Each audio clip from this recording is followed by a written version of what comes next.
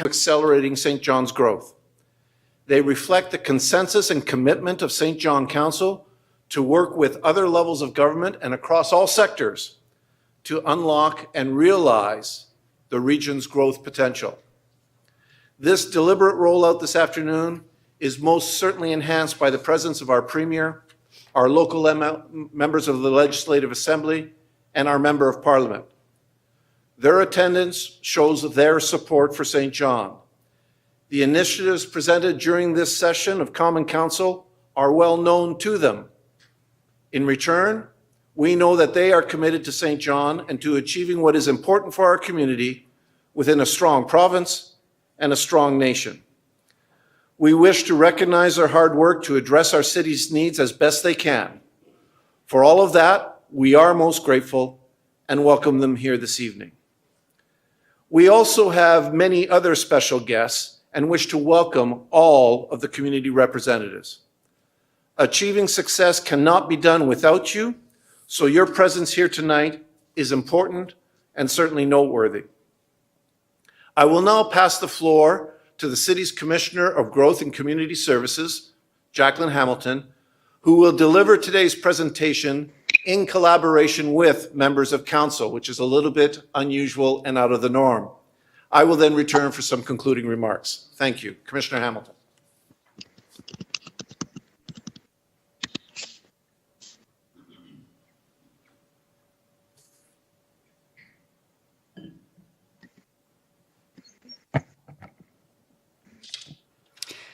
Thank you, City Manager, and good evening, members of Council and our invited guests who are joining us here today. I will begin my presentation this evening by really addressing an important question. Why is it important for St. John to define its catalytic growth initiatives?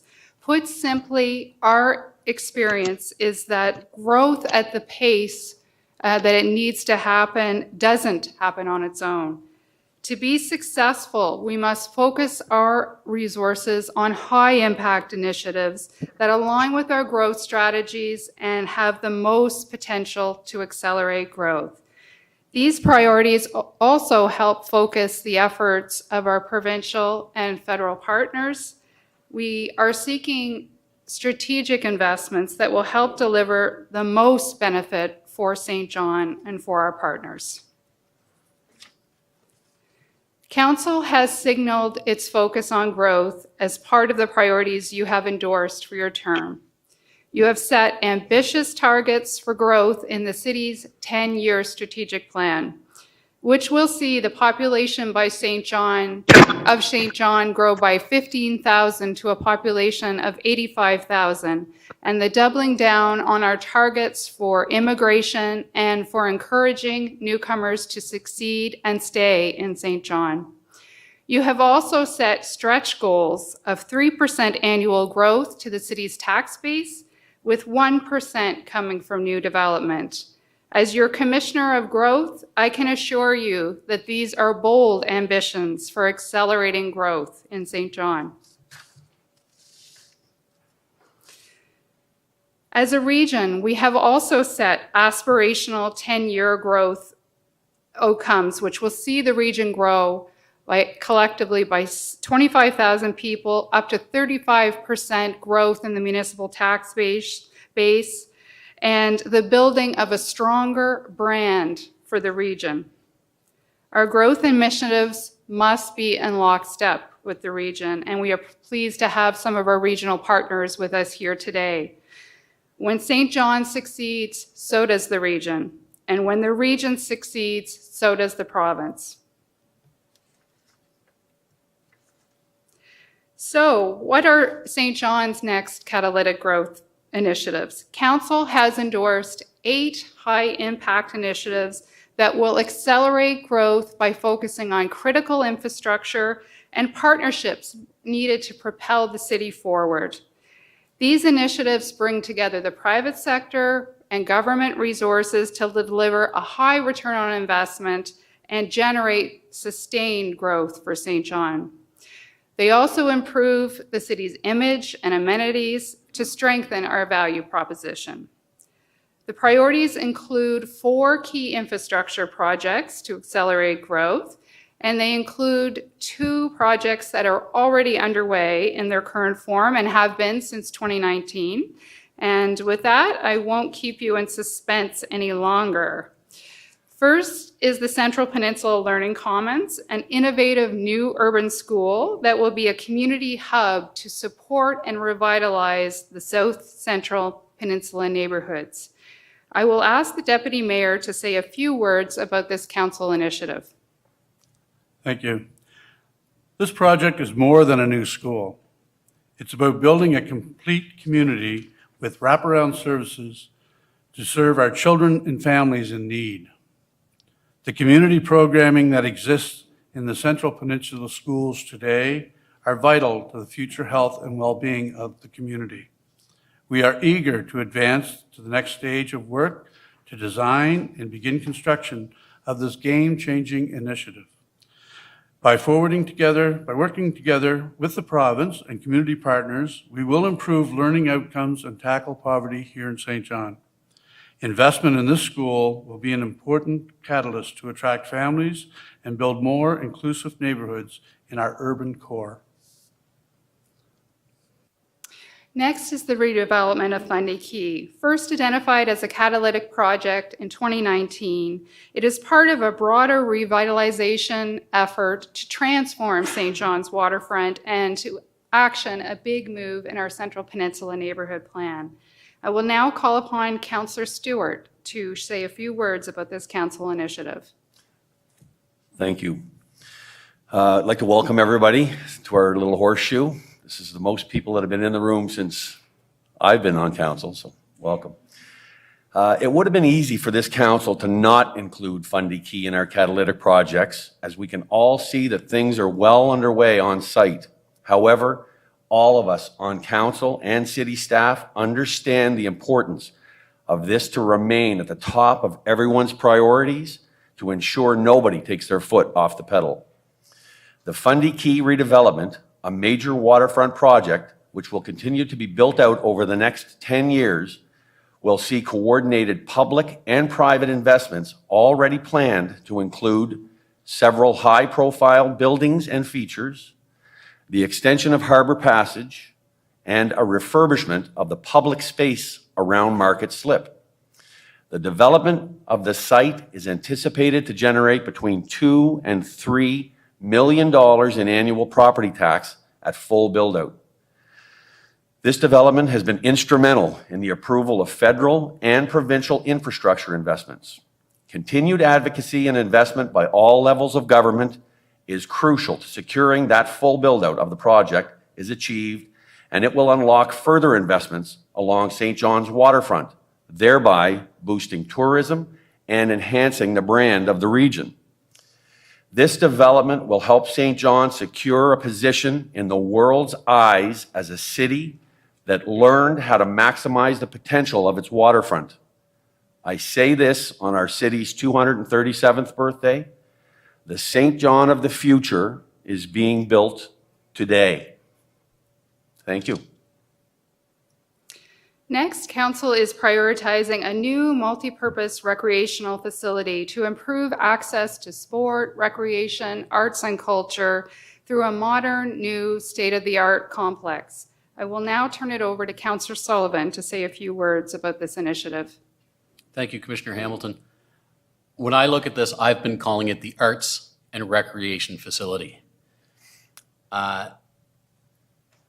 Recreation today is not the recreation that it was when we were children. At home, I have 2 wonderful children who are now going to university in St. John, but one was a goaltender. She was also an actor, is also an actor.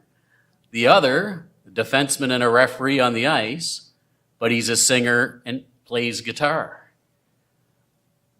I have this picture, and I don't know, it's not complete. I am so looking forward to the conversation with the community. Is it a place where somebody can go have a small soundproof room to practice their instrument before going to play pickleball, one of the new up-and-coming sports? You may be asking yourself, why is the chairman of finance talking about a big ticket item like this? Well, the city of St. John has worked very hard over the last two councils to establish a financial plan, to be responsible about following that financial plan. And we've also looked after, with our partners in the room, the big ticket items in St. John. Clean, safe drinking water, we have. We have harbor cleanup, thanks to work with our partners. Now we are talking about quality of life, a facility that will draw people to the community. It will support the greater St. John community. And while our rink infrastructure is holding, it's a little old. We have to think about, how do you get to the rinks? We have many people who can't get to the recreation facilities in St. John. We have this picture in mind. Again, we need our community to help us develop it, of a comprehensive arts and recreation facility in a location that is on transit routes everybody can get to, and it's the one-stop shop if you're a singer, an actor, an artist, an athlete. Looking forward to starting that conversation with our community tonight. Thank you. Next, council must invest in the city's industrial parks to enhance our competitiveness and capitalize on emerging opportunities for industrial growth. This will supercharge growth by attracting new businesses and skilled workers to our region. I will now ask Councillor Lowe to say a few words about this initiative. Merci. To ensure St. John is growth ready, the city must have an adequate supply of quality land in its industrial parks to support economic growth. In recent years, the supply of lands in St. John industrial parks has been depleted, and more lands and investment are needed to ensure the city capitalizes on the emerging growth and opportunities in sectors such as green energy, advanced manufacturing, transportation, and logistics. These investments will help attract these industries and ensure and thrive they grow, while maintaining the quality of life in St. John residential neighborhoods. As of the council meeting Monday, council approved the recommendation of $55,000 from the Growth Committee, which will start to clean up the parks and install proper signage. Thank you. I will now turn to council's 4 asks of a government to inform our advocacy efforts that are key to creating sustained growth in the city. First, as I'm sure it's not a surprise to anyone in this room, is comprehensive tax reform. The city, working with its partners, must continue its advocacy efforts on this important file. This is a key undertaking to improve our competitiveness.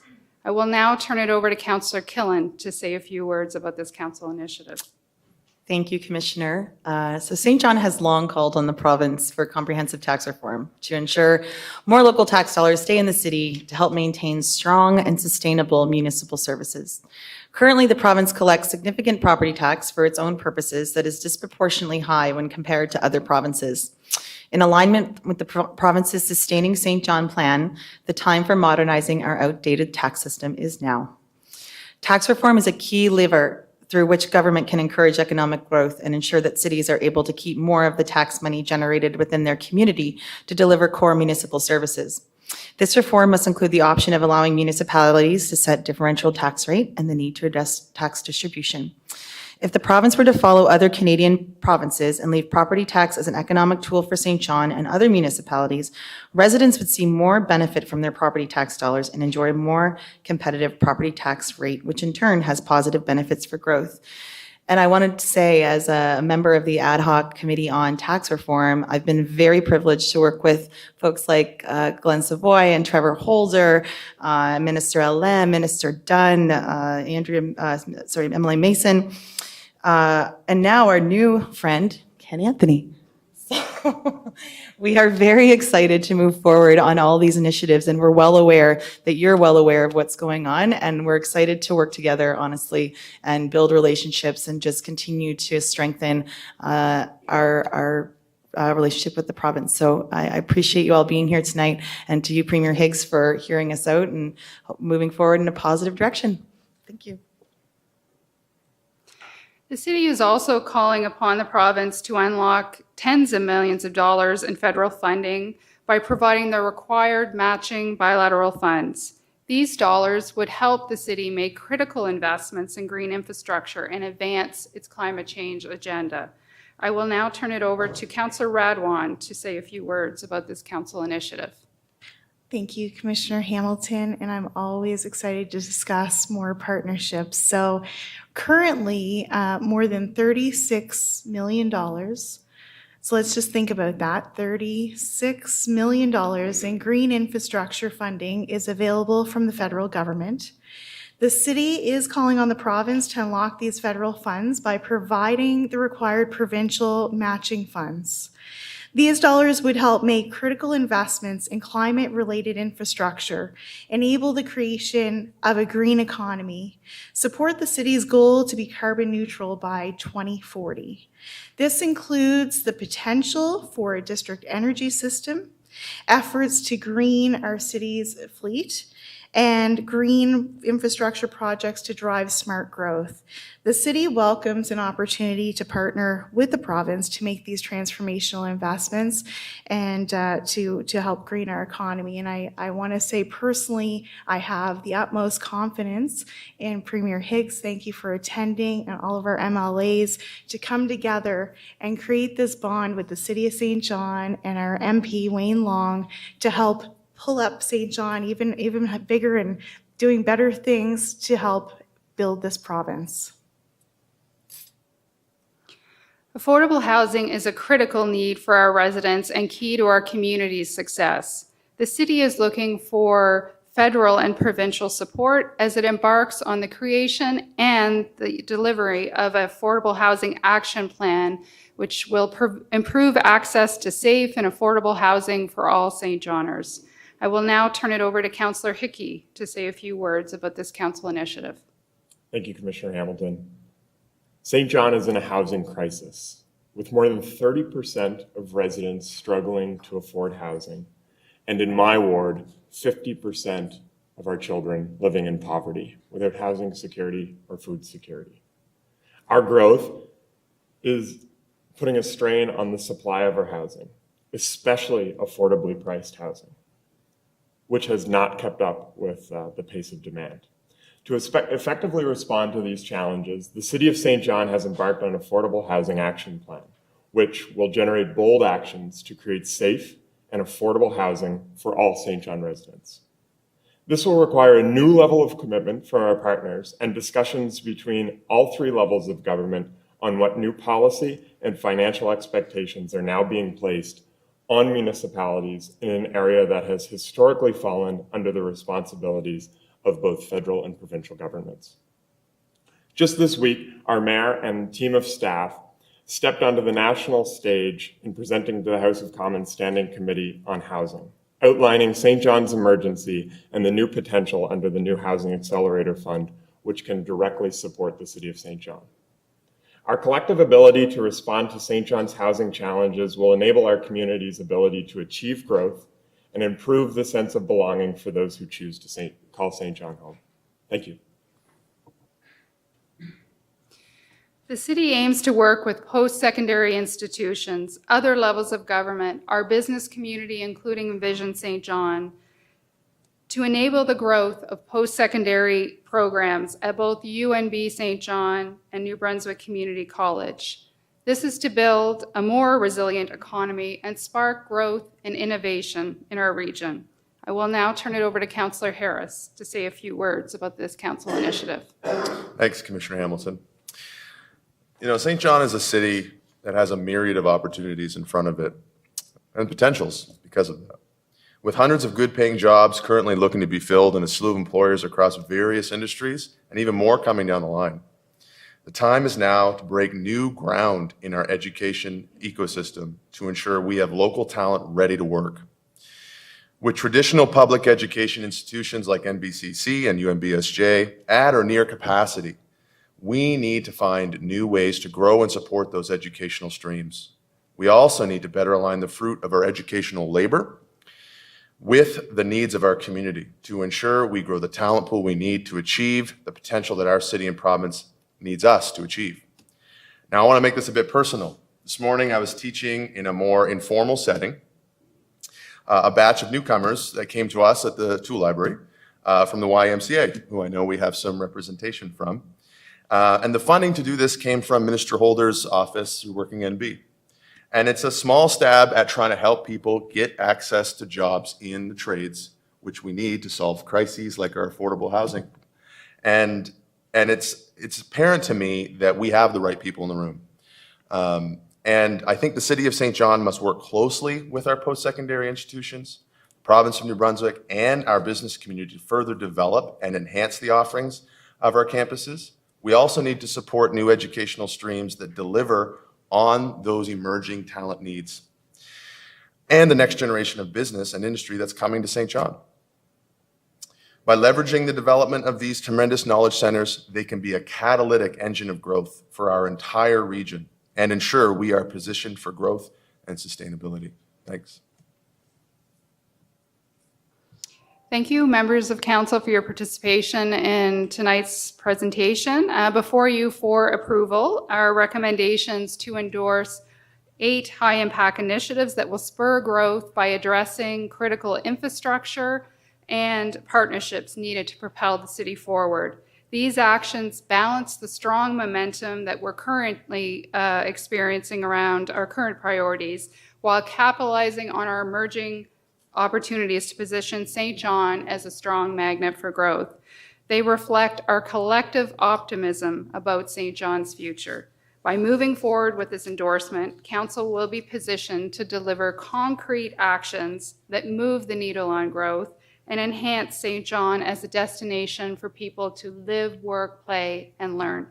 I'll turn it back over to the City Manager now for concluding remarks.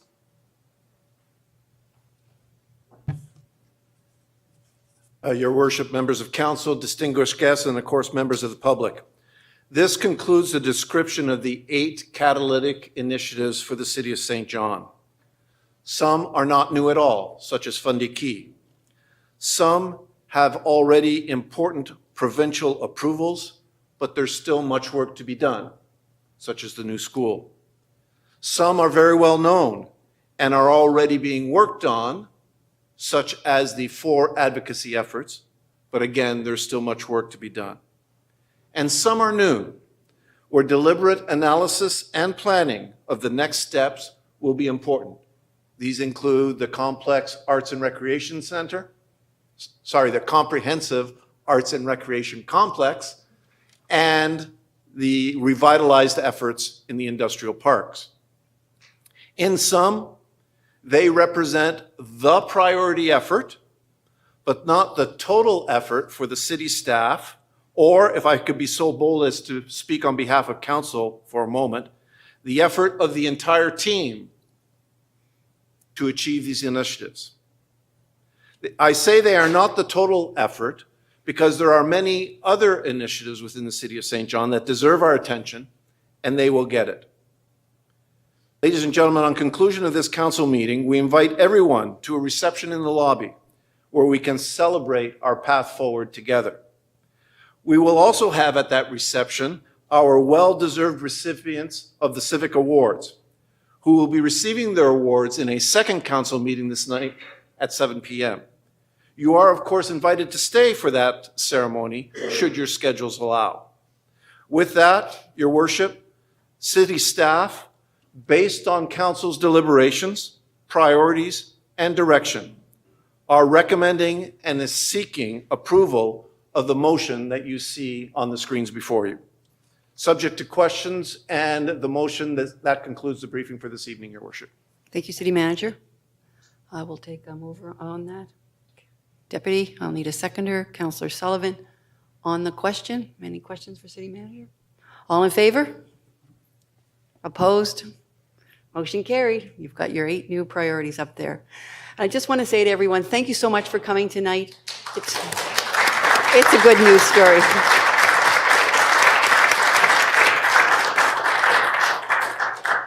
I know that we can't do it alone. We need your help. You need our help. We need to work together, so we really are looking forward to doing that.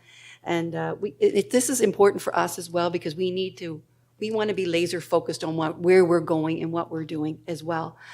We already know through experience over my 9 years initially that if everything's a priority, nothing's a priority. So that's what we want to do. And then we always pull our own team back and say, these are our priorities. This is what we've agreed on. This is where we're going. We know the path. We know what we want to do. So it's very important. Anyways, thanks again for coming. And I'm just going to call for a motion to adjourn. Councillor Lowe and Councillor Harris on the question. All in favor? Opposed? There's never any opposition to this. Motion carried.